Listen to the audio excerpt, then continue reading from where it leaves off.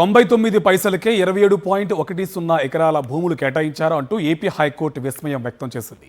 Raheja Corp real estate private లిమిటెడ్కు చంద్రబాబు ప్రభుత్వం కేవలం 99 పైసలకే 27.10 ఎకరాలు కట్టబెట్టడంపై హైకోర్టు పలు ప్రశ్నలు సంధిస్తూ కీలక వ్యాఖ్యలు చేసింది. ఒక రియల్ ఎస్టేట్ కంపెనీకి అంత తక్కువ ధరకు భూములు ఇచ్చేస్తారా? దరఖాస్తులను ఆహ్వానిస్తూ నోటిఫికేషన్ ఇచ్చారా అని ప్రభుత్వాన్ని ప్రశ్నించింది.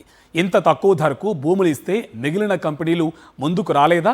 వస్తే ఎన్ని కంపెనీలు ముందుకొచ్చాయి? వాటన్నింటికీ అవకాశం ఇవ్వకుండా ఒకే కంపెనీకి భూములు కేటాయింపులు ఏంటి అని ప్రభుత్వాన్ని ప్రశ్నాస్త్రాలు సంధించింది. పూర్తి వివరాలతో కౌంటర్ దాఖలు చేయాలని చంద్రబాబు సర్కార్ని ఆదేశించింది. తదుపరి విచారణను 2 వారాలకు వాయిదా వేసింది కోర్టు.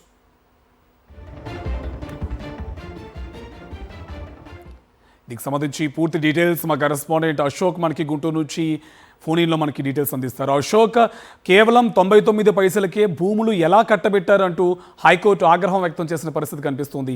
డీటెయిల్స్ అండి. విశాఖలో Raheja Corp real estate private limited కు ప్రభుత్వం 99 పైసలకే భూమిని కట్టబెట్టింది. దీన్ని సవాల్ చేస్తూ ఒక సోషల్ ఆర్గనైజేషన్ హైకోర్టులో పిటిషన్ దాఖలు చేశారు. పిటిషన్ విచారణకు వచ్చింది. విచారణ సందర్భంగా భూముల కేటాయింపుపై మరికొన్ని పిటిషన్లు దాఖలయ్యాయి.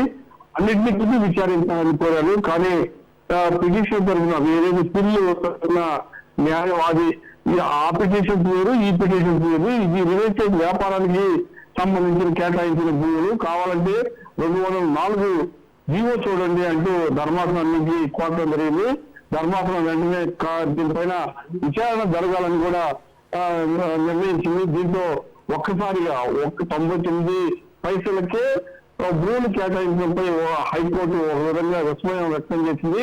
ఒక రియల్ ఎస్టేట్ కంపెనీకు ఎంత తక్కువ ధరకు భూములు ఎలా కేటాయిస్తారంటూ ప్రభుత్వాన్ని ప్రశ్నించింది. దరఖాస్తులు ఆహ్వానించి నోటిఫికేషన్ ఇచ్చారా అని ప్రభుత్వాన్ని ప్రశ్నించింది. దీంతో పాటుగా పూర్తి వివరాలు ఖచ్చితంగా దాఖలు చేయాలని కూడా ఆదేశాలు జారీ చేసింది. తదుపరి విచారణ 2 వారాలకు వాయిదా వేసింది. కార్తీక్.